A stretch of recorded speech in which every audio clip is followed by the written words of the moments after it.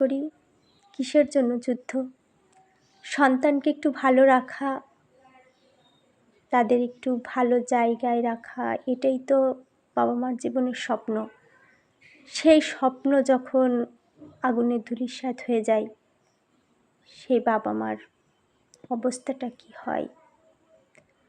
একটা প্রতিষ্ঠিত সন্তান তার সাফল্য দেখার আগেই যখন বাবা মার তার লাশ দেখতে হয়, সেই বাবা মার অবস্থা।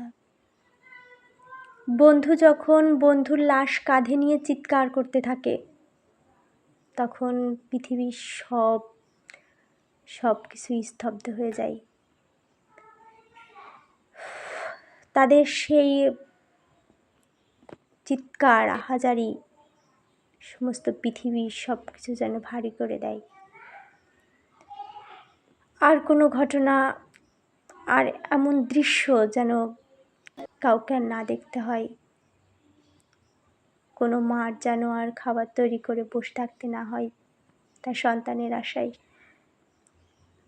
কোনো বাবার যেন স্কুলের গেট থেকে